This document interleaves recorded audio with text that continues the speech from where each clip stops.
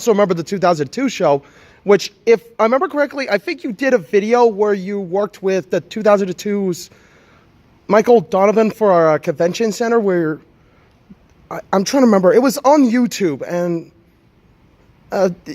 did you ever meet like the voice actor for like the 2002 He-Man and the Masters of the Universe? Did I? Was that the one that was recorded in Canada? Yes. No, I didn't meet him. I don't even know who did it.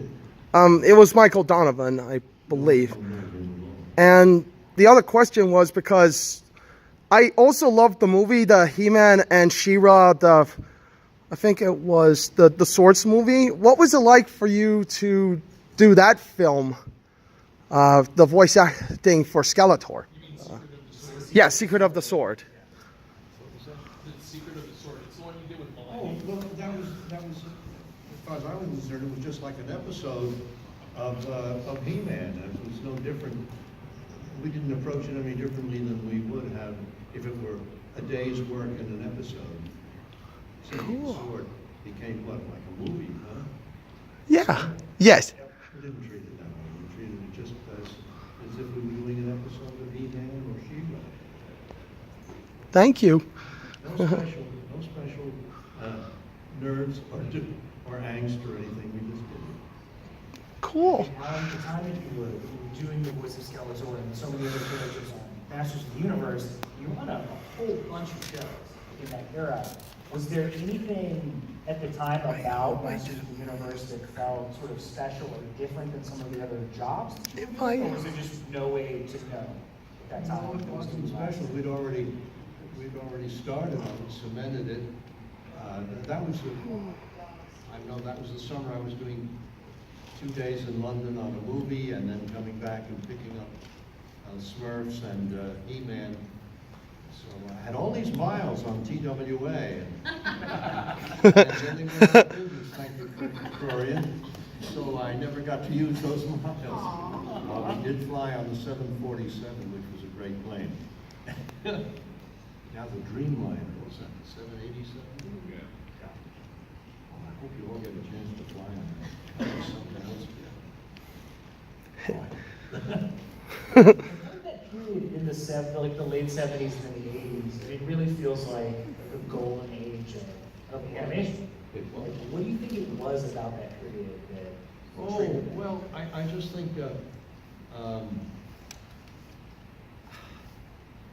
we had great writers who grew up in back east, great writers, and great comedy writers who started writing for Jackie Gleason and Dean Martin. I love working with Dean Martin. They grew up like I did with radio. Some of them actually wrote for radio. I mean, look at he wrote for, was it Gleason? I mean, Al Brooks, Larry Gelbart, Reiner, both of them performed. There was a certain freedom. It cost less to do. Those variety shows, which I missed terribly, they were just absolutely wonderful. Great talent. The talent learned what they were doing by playing theaters all over the country, vaudeville, and all of that stuff. You know, it didn't just happen overnight. A bunch of Burns and Allen, Jack Benny, Red Skelton. They spent years doing vaudeville. That's where they learned how to come up with. George Burns had no comedy act at all. And then he was working with this woman, Gracie Allen, and they were kidding around one day, and Gracie came out and was stupid. He said, "I think we ought to try this as a husband and wife." And they did. They were a big smash overnight in vaudeville. And they went on to radio, television.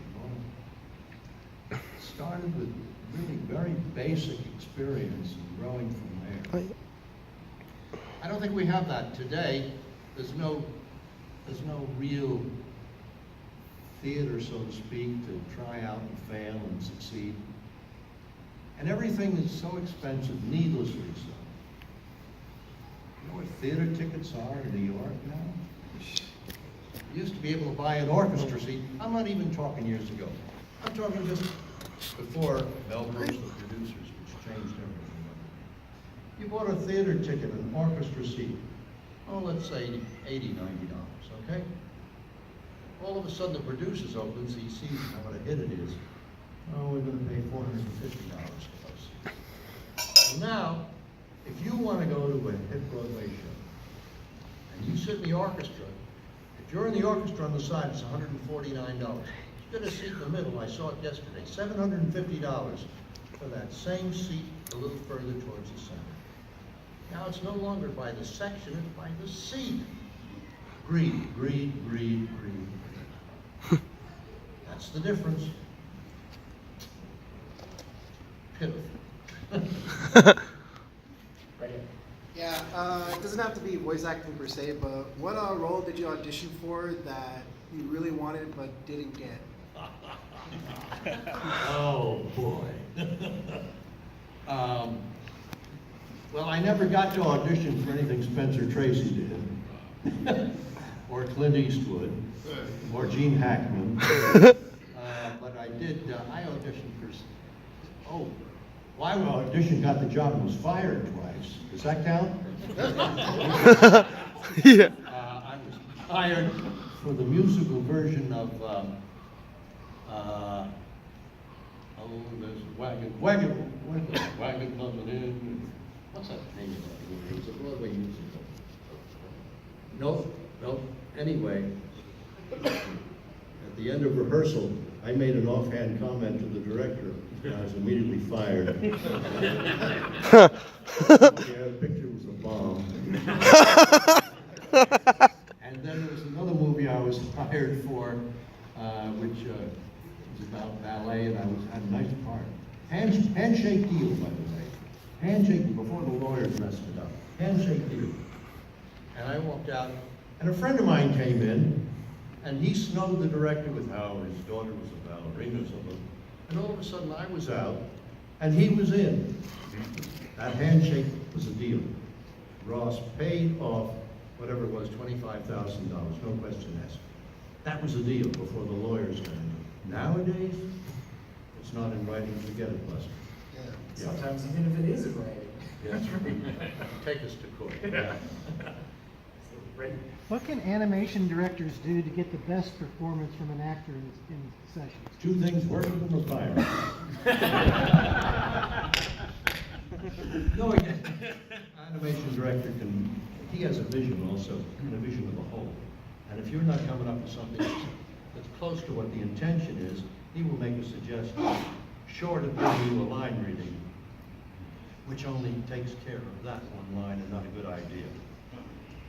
We were talking yesterday about Orson Welles, and he was doing something, and the director said, Mr. Welles, if you don't mind, could you read the line this way? He said, are you giving me a line? Oh, no. Let's move on.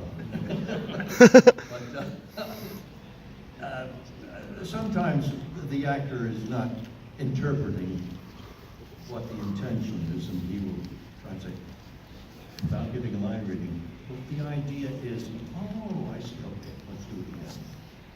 Cool. Line reading sometimes only takes care of that one specific thing, and sometimes the actor resents being told how to read the line because it doesn't have the rest of the components. Anybody else? So, if I remember correctly, and this is something interesting I found out from Comic-Con, but there was that new animation, the Super 7th thing, that they'd made a new animation, and I think you did some new voice acting. What was it like when you found out that you were going to be... It's just, when I talk about Super 7, I basically talk about the figurine company that's making the new He-Man toys and the vintage ones. And then I think they hired you to do some new voice acting for Skeletor as well as Merman and Man-at-Arms. What was it like doing that? I'm not sure I understand what the project was. Super Friends? No, Super 7. It's a, Were they advertisements for that? It was this line one. of- yeah. What is that? The Three Towers. The Curse of the Three Terrors. I mean, Person for Three Terrors? Yeah, Yeah, it was.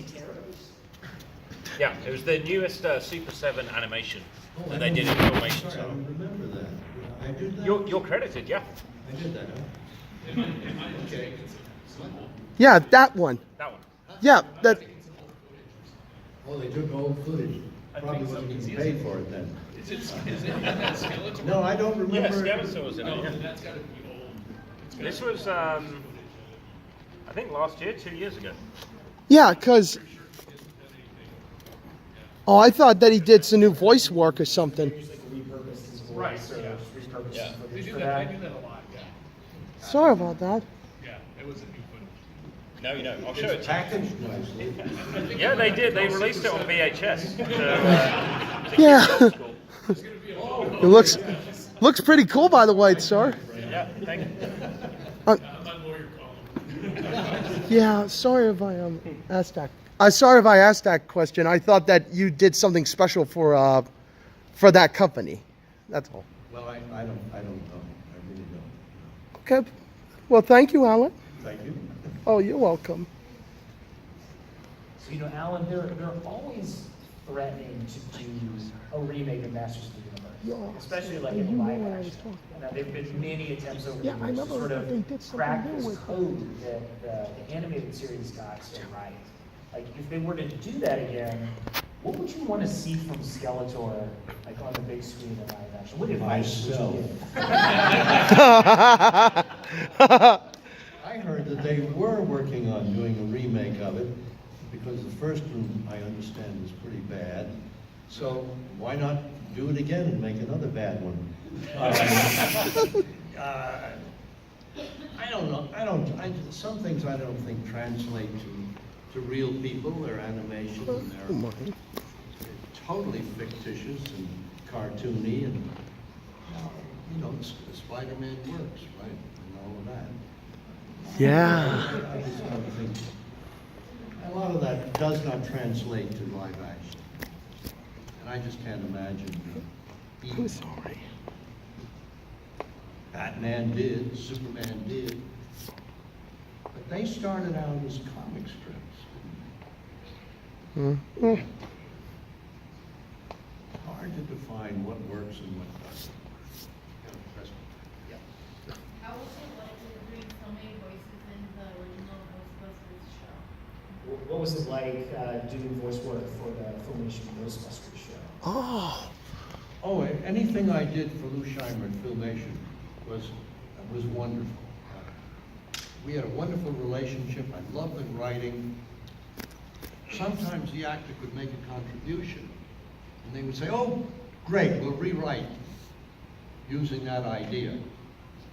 I gave you an illustration to Get Smart, where that happened, but that was a TV show. But Ghostbusters, I love doing all that stuff for Lou Scheimer. As a matter of fact, I've been working with him for a couple of years, and I saw he was wearing a ring. I said, "What is that?" He said, "Oh, it's a class ring."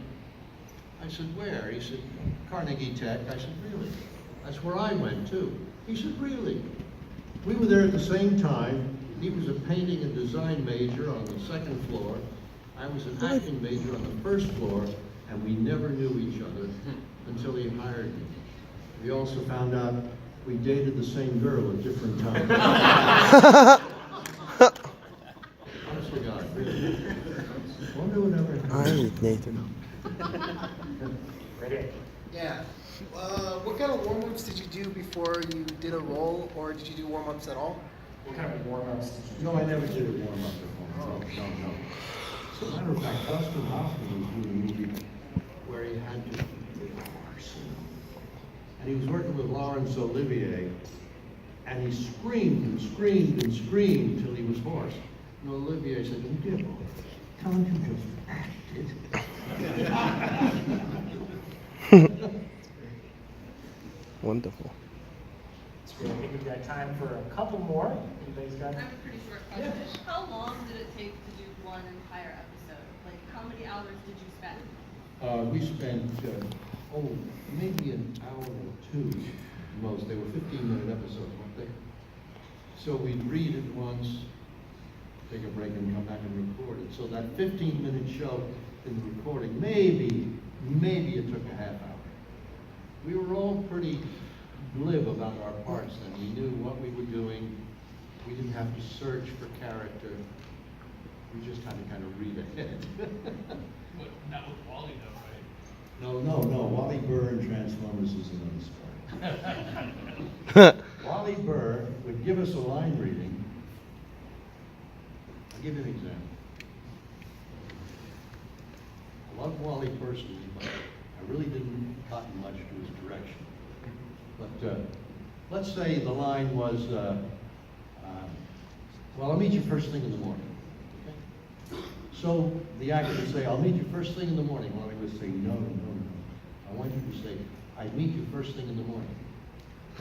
I said, okay. I'll meet you first thing in the morning. No, I want you to say, I'd meet you first thing in the morning. Now I had to figure out what did he really mean.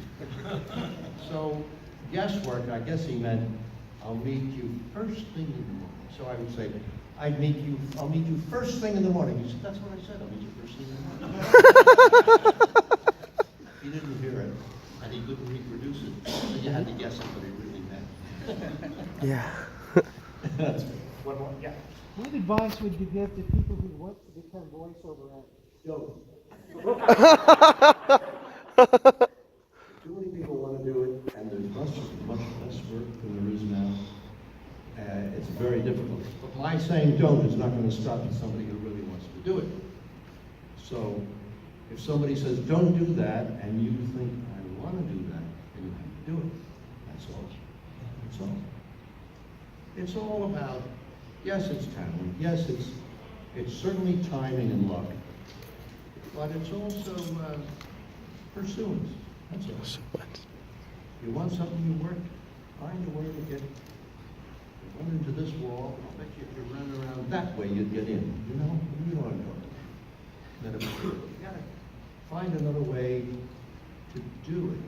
If you're not satisfied with no, then find a way for them to say yes.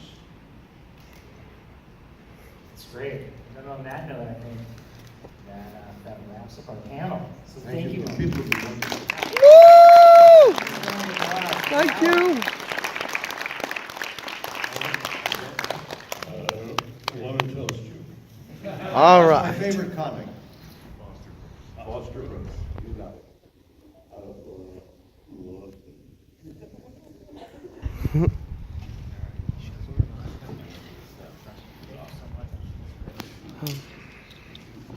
Thank you.